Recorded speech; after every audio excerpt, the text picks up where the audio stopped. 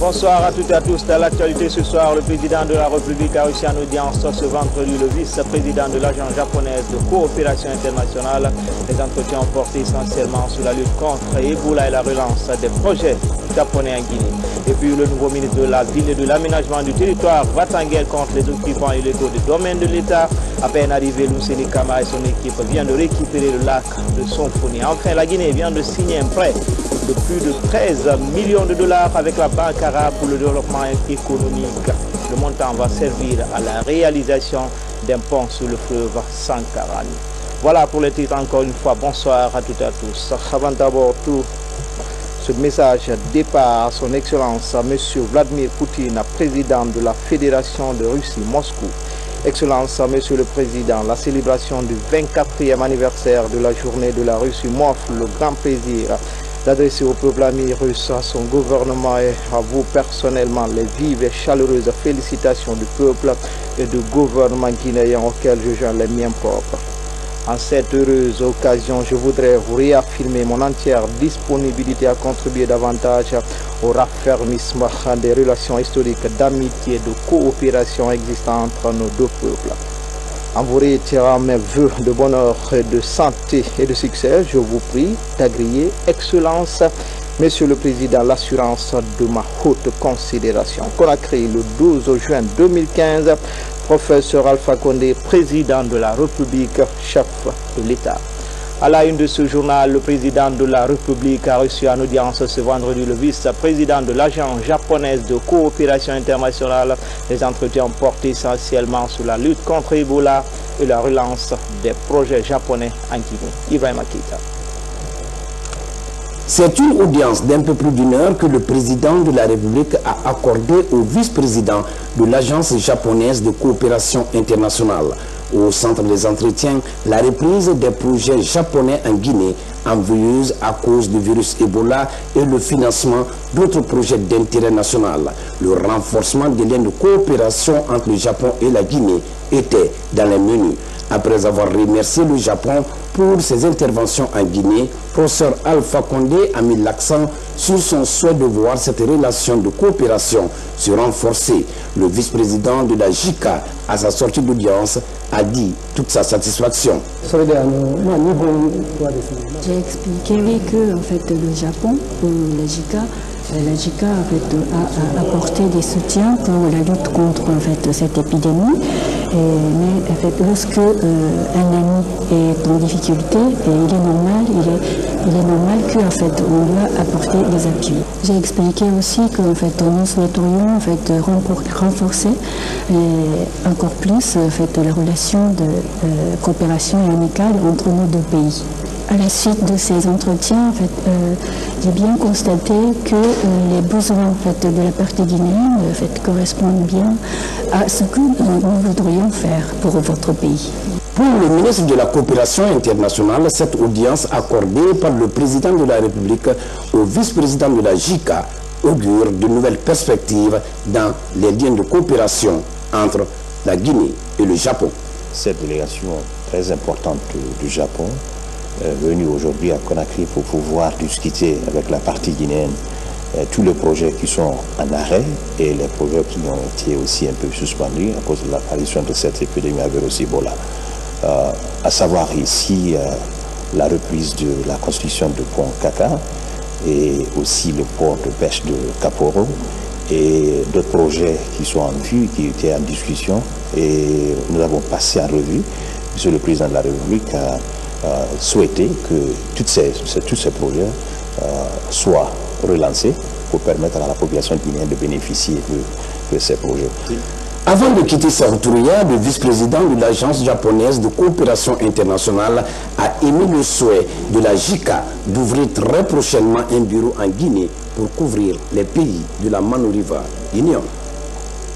Nous sommes vendredi et cet après-midi, le chef de l'État a accompli ses obligations religieuses à Boulbinet. Professeur Alpha Condé était en compagnie de plusieurs fidèles pour partager ce moment de dévotion. Sanassi Keita du bureau de presse de la présidence.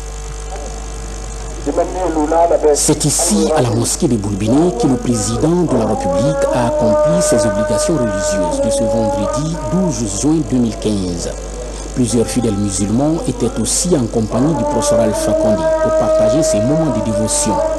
L'imam, dans son sermon, a exhorté les Guinéens à se donner davantage les mains pour bâtir à l'unisson une Guinée forte et prospère.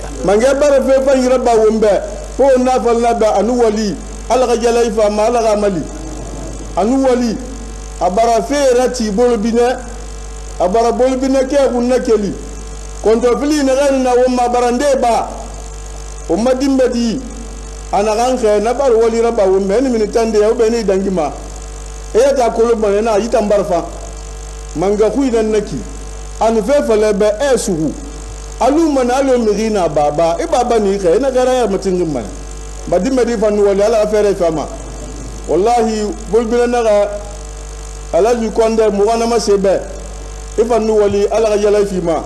Lansana Ouméni Camara remercie par ailleurs le président de la République pour tout ce qu'il a fait et qu'il continue de faire en faveur des habitants de Boulbiné.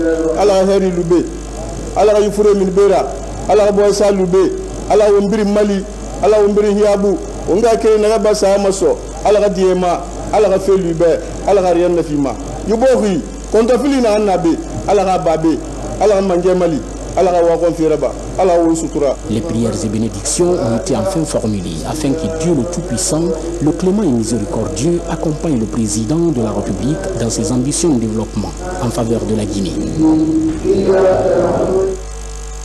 Comme annoncé dans les titres, le nouveau ministre de la Ville et de l'Aménagement du Territoire va en guerre contre les occupants illégaux des domaines de l'État. À peine arrivé, Ouméni Camara et son équipe viennent de récupérer le lac de Sonfonia. L'entreprise en charge de la mise en valeur de ce domaine n'a pas respecté les engagements. Explication, Komara Moussa.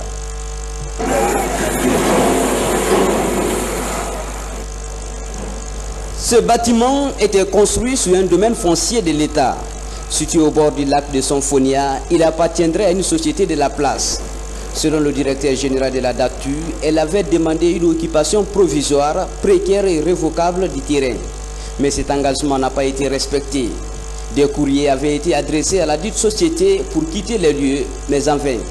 Le chef du département de la ville, accompagné de son cabinet, est en colère contre tous les occupants illégaux. Il y a un bon moment, une certaine anarchie s'était installée dans ce secteur par des occupations illégales, par la défiance de l'État dans le secteur. Même quand les services techniques exigent que quelqu'un ne continue pas une construction, ils défiaient l'État et érigeaient des immeubles. Dès lors que nous avons été chargés de ramener donc l'autorité de l'État, la crédibilité de l'État dans ce secteur, nous ne devons plus attendre. Et ceci ne peut être qu'un avertissement pour tous les autres. De l'autre façade de ce bâtiment se trouvaient deux hangars qui servaient de lieu de prière. Le premier est démoli et pour le second, il est donné 24 heures pour quitter les lieux. Le site doit abriter la blue zone de la commune de Ratouma. Des soubassements érigés et des panneaux publicitaires qui trônaient sur le site sont aussi affaissés. Cette zone-là, depuis février déjà, ils ont reçu les notifications de quitter. Et mars, il y a eu une autre lettre pour leur dire de libérer les lieux. Et sans compter que le corps de libanisme est très clair, qui même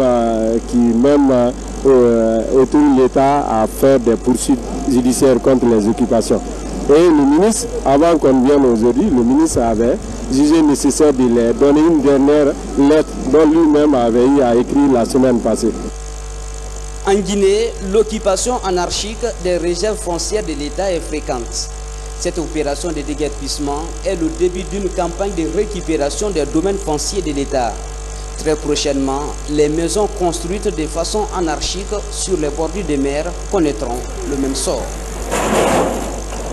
Et puis les acteurs de la filière anacarde étaient en concertation à Conakry. Planteurs, producteurs et acheteurs de la noix de cajou tentent de trouver des solutions pour relancer la commercialisation de ce produit en Guinée. C'est une initiative de l'agence guinéenne pour la promotion des exportations et le ministère du Commerce. Habib Thiam, Bamba Camara. Selon une étude, l'Afrique de l'Ouest est la deuxième plus grande zone de production d'anacarde dans le monde après l'Asie. et la production de la Guinée représentait 10 000 tonnes de noix brutes en 2012, soit 1% de la production mondiale. C'est pour accroître la commercialisation de la filière anacarde que ces journées de concertation se tiennent à Conakry. La Guinée a des défis pour la relance de son secteur d'anacardier. Ces défis peuvent se résumer comme suit: la faible production nationale, la faible importance des superficies cultivées, la faible exportation de produits primaires, le faible niveau de transformation des amandes en sous-produits à haute valeur ajoutée, l'absence de crédit adapté, la faible structuration de la filière, pour noter que cela. Pour relever ces défis, l'Aguipex a jugé opportune cette concertation entre les acteurs de la filière anacarde. Le kilo aujourd'hui cette année est passé à 7 500. Donc avec une tonne, vous avez près de 7 500 000. Sans compter quand vous allez dans le cadre de la transformation de noix de cajou. Là, c'est plus rentable aujourd'hui parce que les sachets de 100 grammes qu'on a présentés ici est vendu à 10 000. Donc le kilo coûte 100 000. La tonne est vendue à 100 millions. Si vous avez 100 tonnes de noix de cajou transformées, vous avez dans l'ordre de 10 milliards de francs guinéens. Aujourd'hui, l'engagement est total chez les producteurs et commerçants pour le développement de la filière et le gouvernement entend jouer sa partition. La commercialisation et la promotion des exportations de la noix de cajou doivent être plus soutenues dans le contexte actuel en assurant le maximum de revenus aux producteurs à la base. Ces producteurs qui sont toujours les plus perdants du circuit de la commercialisation, mais aussi chercher à positionner activement la Guinée sur ce marché international. Ces 2 journées de concertation ont permis aux acteurs de la filière d'approfondir les réflexions sur les enjeux et défis liés à la commercialisation, mais surtout l'exportation de la noix de cajou. Dans la savane guinéenne, plus précisément à Mandiana, les chantiers du 50e anniversaire de l'indépendance avancent à grands pas et le ministre des Travaux publics était sur place pour évaluer le niveau d'avancement des travaux et la cité impériale change de visage. Mikini Moussa Kamara, Guinée-Yansani. Une des 5 préfectures de la région administrative de Kankan. Ici, le programme de réalisation des infrastructures de base est en cours. Le ministre des Travaux publics, parrain de la préfecture, était venu évaluer l'évolution des chantiers sur le terrain. Ces activités sont essentiellement centrées sur la construction, la rénovation et l'extension des projets d'intérêt public. Mandiana est véritablement en chantier. Il y a des affirmations que 2 fois d'autres repoussent. Mais il faut reconnaître que la Première République a créé Mandiana et que le professeur Alpha Condé est en train de construire maintenant. La construction évolue à grands pas parce que le délai d'exécution de 6 mois a été un peu suffisant par rapport à... Parce que l'entreprise a trouvé qu'il y avait déjà les minéraux, le dôme était déjà en place. Donc il fallait démolir. Donc cette démolition-là nous a pris du temps. On a fait 1 mois et quelques sur la démolition. La commémoration de cette fête tournante a suscité beaucoup d'engouement dans le Ouassolo. Elle permettra d'améliorer le train de vie des citoyens et surtout de donner une belle image à cette zone. Les populations apprécient les œuvres salvatrices du gouvernement. Nous demandons à la population de Mandiana de se mobiliser. On voit bien que l'État, le professeur Alpha Condé, a mis le paquet sur Mandiana. Mandiana sera une très belle ville, une ville moderne, où il y aura toutes les infrastructures de base vraiment actualisées. Mandiana était l'une des préfectures de la Haute-Guinée où il y avait moins d'investissements. Grâce à la politique de la promotion du développement à la base entreprise par le chef de l'État, elle est en train aujourd'hui de se tailler une bonne position dans la savane guinéenne. Et puis ces séries de décrets qui viennent juste de nous parvenir. Décret 2/2015/108/PRG/SGG mettant fin aux fonctions d'un conseiller au ministère de l'Énergie et de l'Hydraulique. Le président de la République décrète. Article 1er. Il est mis fin aux fonctions de conseillère principale du ministère de l'Énergie et de l'Hydraulique de Madame Ba Kadiatou Baldé. Article 2. Le président décret qui abroge toute disposition antérieure contraire et prend effet à compter de sa date de signature sera enregistré ou publié au journal officiel de la République Conakry le 12 juin 2015, professeur Alpha Condé. Décret D-2015-109-PRG-SGG portant nomination du directeur général de la protection civile. Le président de la République décrète. Article 1er. M. Moussa Kamara, précédemment directeur général adjoint de la protection civile, est nommé directeur général de la protection civile à remplacement de M. Sa Michel Contembaduno. Le président, article 2, le présent décret qui abroge toute disposition antérieure, contraire et prend effet à compter de sa date de signature sera enregistré et publié au journal officiel de la République. Conakry le 12 juin 2015, professeur Alpha Condé. Décret 2-110-110-PRG-SGG portant nomination de secrétaire général de préfecture. Le président de la République décrète. Article 1er. M. Florentin Sagnon, en service au ministère de l'administration du territoire et de la décentralisation, est nommé secrétaire général chargé des affaires administratives de la préfecture de Farana, à remplacement de M. Lamfia Kouyaté, mis à la disposition de son département d'origine. Article 2. Le présent décret qui prend effet à compter de sa date de signature sera enregistré et publié au journal officiel de la République. Conakry, le 12 juin 2015, professeur Alpha Condé. Décret D-111-111-PRG-SGG portant nomination de secrétaire général de préfecture. Le président de la République décrète. Article 1er. M. Karamo Touré, précédemment secrétaire général de la commune urbaine de Kissidougou, est nommé secrétaire général chargé des collectivités de la préfecture de Farana. Article 2. Le présent décret qui prend effet à compter de sa date de signature sera enregistré et publié au journal officiel de la République Conakry le 12 juin 2015, professeur Alpha Condé. Autre titre de l'actualité, la Guinée vient de signer un prêt de plus de 13 millions de dollars avec la Banque arabe pour le développement économique. Le montant va servir à la réalisation d'un pont sur le fleuve Sankarani. Depuis Maputo, François Mara, envoyé spécial. Les travaux de la 40e revue annuelle de la Banque islamique de développement se poursuivent ici à Maputo. L'occasion pour le président de la Banque islamique de développement de faire le point sur les différents investissements faits en Afrique. Il ressort de ce bilan qu'au titre de l'année 2014-2015, 12 milliards de dollars américains ont été investis au titre des projets immobiliers en Afrique de l'Ouest. La Guinée n'est pas en marge de cet investissement. Aujourd'hui, plus que jamais, la BID est engagée d'accompagner le gouvernement de son Excellence, le président de la République.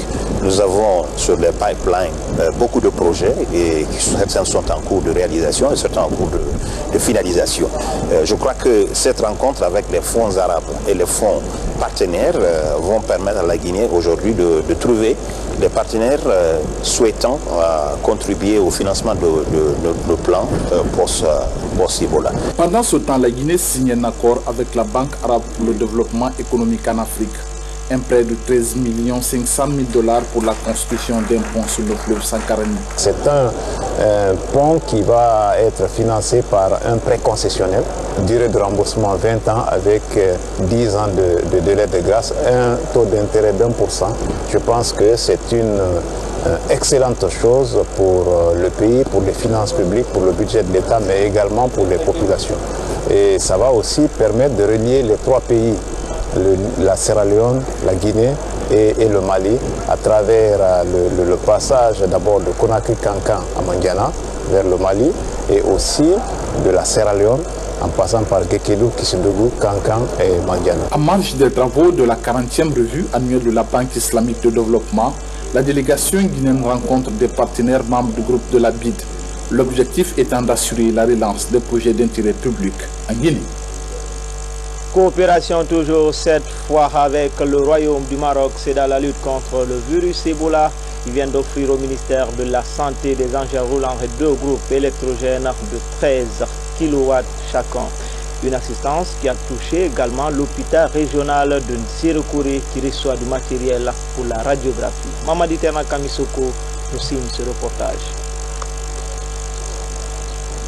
Le service de radiographie de l'hôpital régional de Nsirekouré peut à nouveau fonctionner. À l'arrêt depuis des années, il vient d'être doté d'équipements de radiologie par le Royaume du Maroc. Sentiment de satisfaction quand on sait que la radio joue un rôle très important dans l'évaluation du diagnostic. Mais aussi remercier son Excellence, Monsieur le Président de la République, le professeur Alpha Condé, qui continue de s'investir dans une dynamique d'obtention des résultats de la santé pour tous. En plus de ces équipements pour la radio, 3 véhicules tout-terrain et 2 groupes électrogènes de 13 kVA chacun sont offerts au ministère de la Santé. Le roi marocain Mohamed VI se veut plus proche des populations guinéennes qui traversent depuis plus d'1 an une crise sanitaire sans précédent due à la fièvre Ebola. Non, le Maroc ne ménage aucun effort pour apporter toute aide et tout soutien à la République sœur de Guinée, n'est-ce pas, dans sa lutte contre l'épidémie d'Ebola. Ce terrible fléau qui a, comme je l'ai déjà dit précédemment dans mes dernières interventions, endeuillé beaucoup de familles et que nous souhaitons voir résorber et éradiquer rapidement. C'est la énième aide que le Maroc apporte à la Guinée dans cette épreuve difficile qu'elle traverse actuellement par rapport à cette épidémie fièvre hémorragique à virus Ebola. Et en vous remerciant ici, il me revient en tant que bénéficiaire d'en faire très bon usage pour le bonheur de nos populations. Ces dons traduisent l'excellence des relations entre Conakry et Rabat. Ils pourront renforcer la capacité d'intervention des agents de santé dans l'exercice de leur profession. Vous l'avez compris, les 2 groupes électrogènes sont de 13 kVA chacun.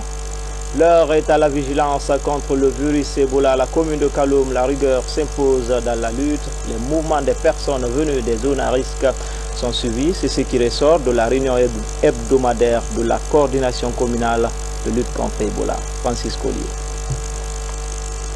À Kaloum, même si la situation demeure 0 cas d'Ebola, la vigilance reste renforcée, surtout à un moment où tous aspirent à la fin de l'épidémie.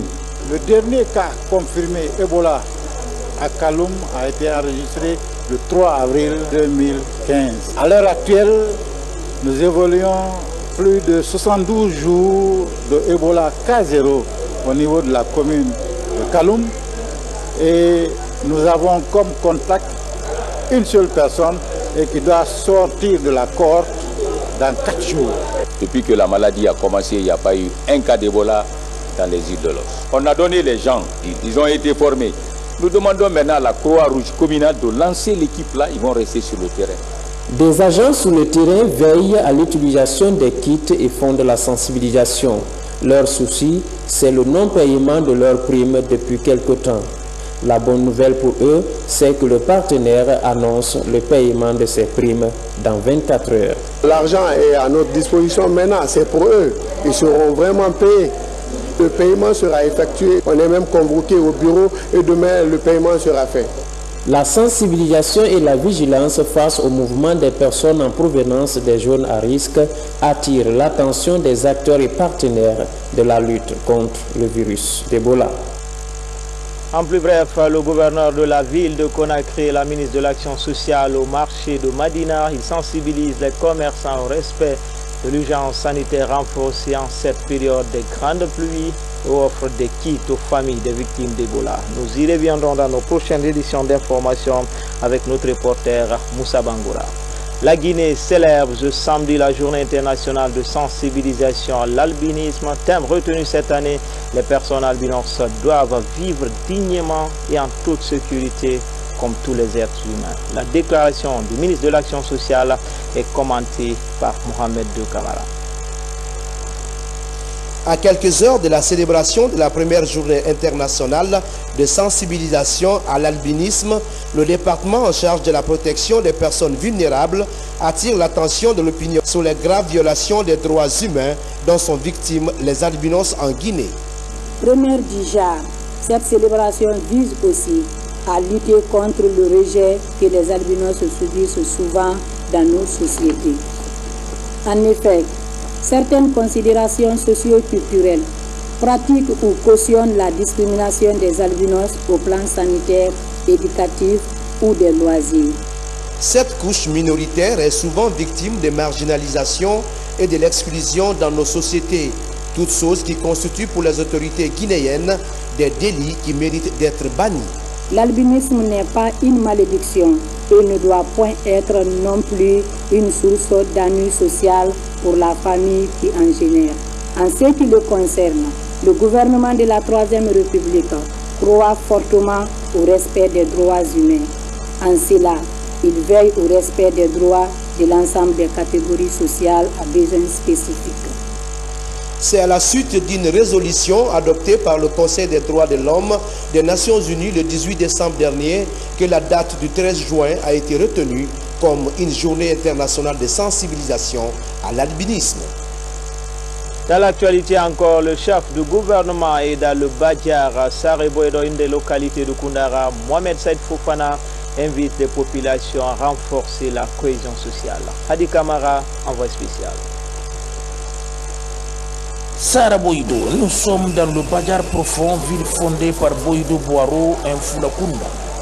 De Sunkutu à Sanka, en passant par Bessouro, Marou et Altou, les populations étaient puissamment mobilisées ce dimanche pour accueillir le Premier ministre chef du gouvernement. Mohamed Seydou Fofana était venu transmettre le message du professeur Alpha Condé.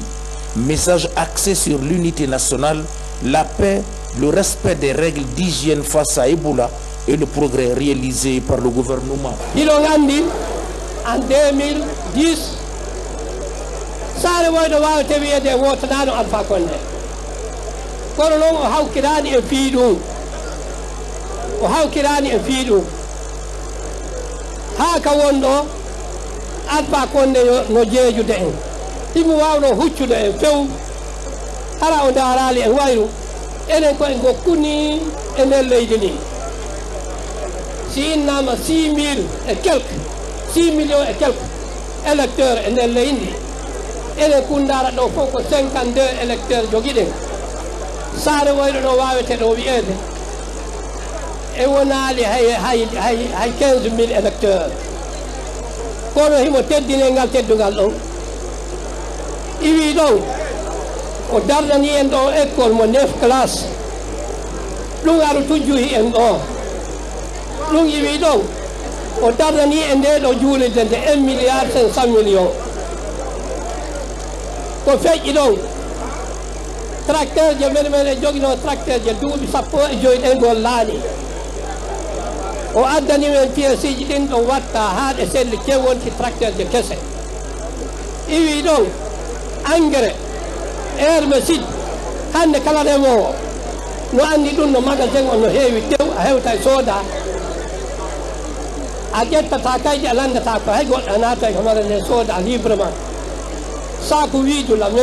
Le Premier ministre Fofana a tenu d'abord à orienter son intervention vers la lutte contre Ebola avant d'évoquer d'autres aspects relatifs à la consolidation de la paix en Guinée.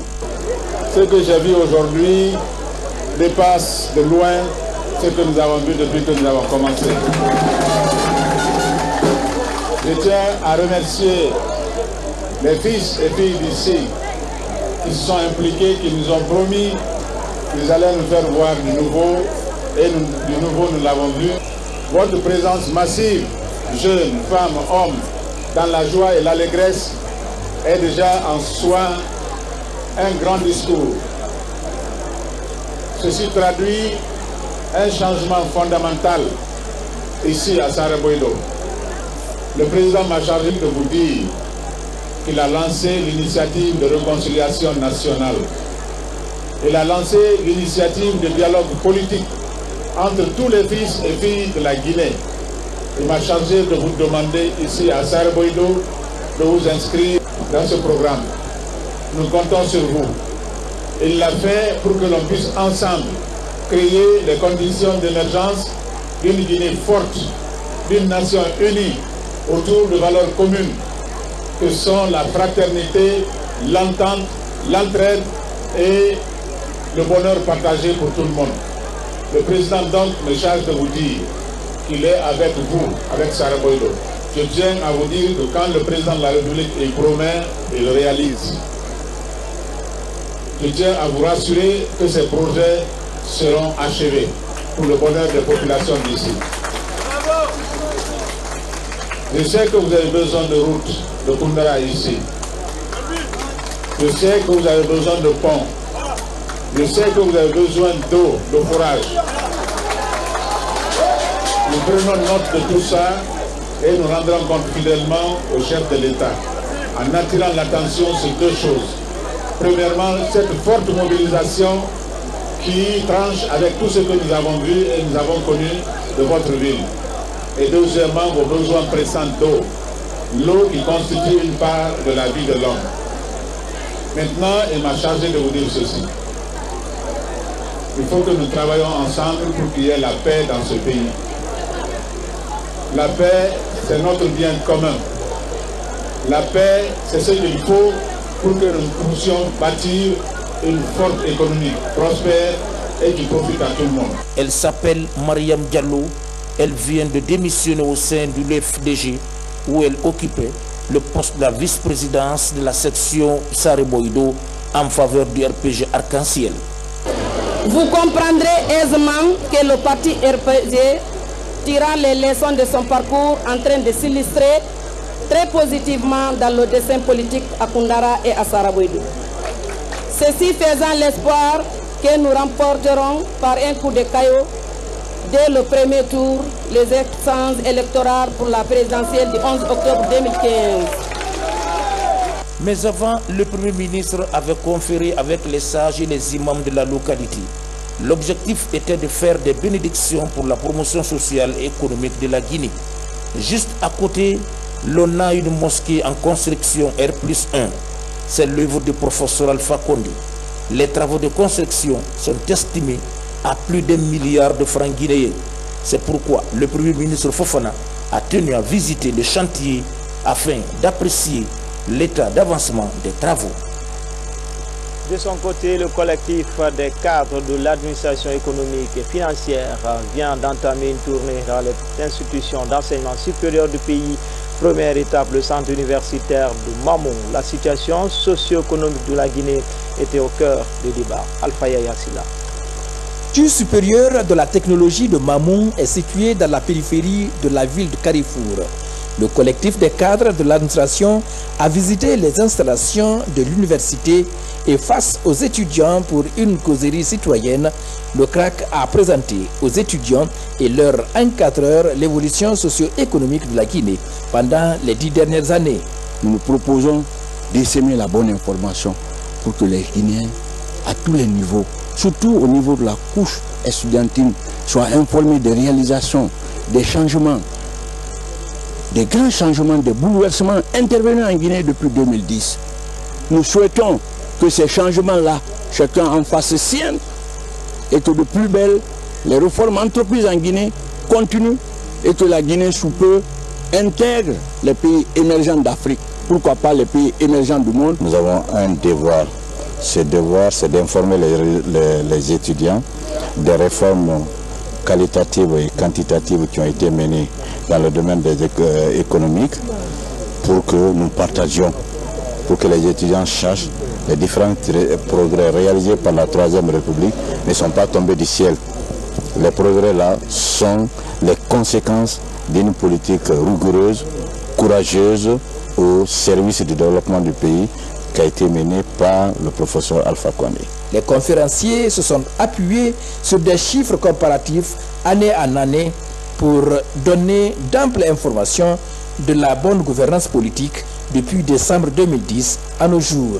Si les jeunes sont informés, à travers un peu, c'est un peu bon parce que nous les jeunes souvent on a des idées jeunesse un peu euphorie, mais si on est mieux informé, je pense que c'est mieux.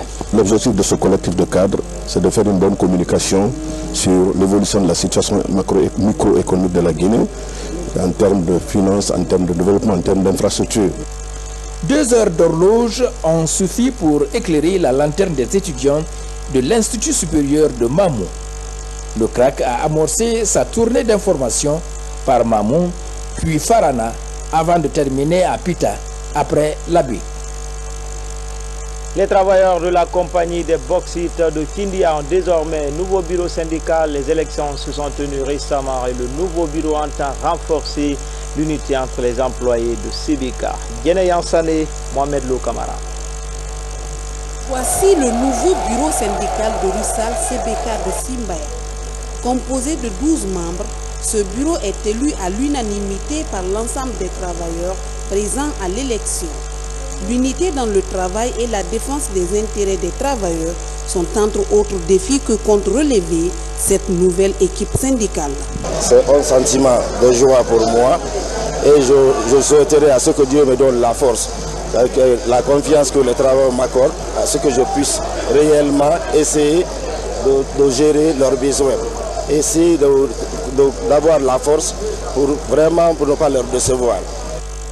Ces travailleurs qui ont porté leur choix sur ce nouveau bureau réaffirment déjà leur confiance à la section syndicale. Ils estiment qu'avec la nouvelle équipe, leurs intérêts seront bien défendus. On a choisi M. Tolno parce qu'il est capable. Il a fait 2 fois le mandat de secrétaire général. Et ce qu'on a vu, par rapport aux autres, ce n'est pas la même chose. Donc c'est pourquoi on veut renouveler encore son mandat. Il y a eu la démocratie et il y a eu la transparence. Surtout quand j'ai vu qu'il y avait un autre candidat qui librement est sorti pour retirer sa candidature, ça vraiment, ça m'a plu. Après avoir passé plusieurs années à la tête de la section syndicale des travailleurs de la CBK, le bureau sortant a jugé nécessaire de ne pas se représenter à l'élection. Une occasion pour la nouvelle équipe d'être élue sans aucune contestation. Enfin, lancement du site web de l'ambassade de Guinée en France sur le www.ambaguinée.org. Vous aurez toutes les informations sur cette mission diplomatique pilotée par l'ambassade et l'entreprise CADEV. Ce site permet à la diaspora guinéenne d'être informée en temps réel, comme on le dit souvent. Moussa Bangoa nous signe ce reportage. L'ambassade de Guinée en France a désormais son site web. Il s'agit de www.ambaguinéfrance.org. Une collaboration réussie entre les autorités de l'ambassade et l'entreprise CADEV Guinée, Club d'action et développement de Guinée. On a remarqué qu'il y a une certaine défaillance d'outils de communication, par exemple à savoir un site comme ça existe partout dans toutes les ambassades et dans toutes les administrations, que ce soit en Guinée ou ailleurs. Donc on s'est réunis, on a décidé de faire quelque chose qui est beaucoup plus matérialisé, savoir à mettre en place un site de communication pour l'ambassade de Guinée en France. Un site qui permet d'informer les Guinéens de la diaspora en temps réel, mais également se familiariser avec le personnel de l'ambassade pour toute démarche administrative. En plus de la création du site web, CADEV Guinée veut organiser un forum sur la technologie à Conakry. Il assure la formation et la maintenance des outils informatiques. C'est tout pour les infos. Tout le plaisir a été pour moi de vous servir. À demain, même heure, même chaîne, avec toujours le même plaisir.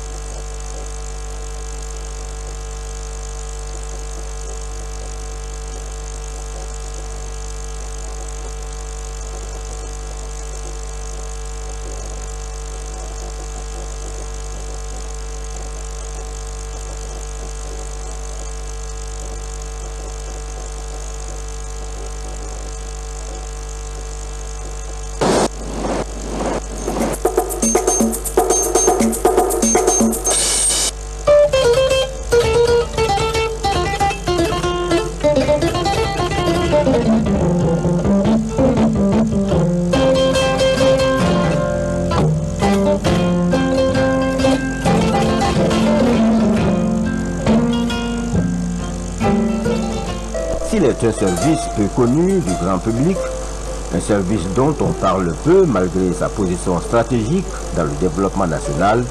C'est bien l'Institut national de la statistique.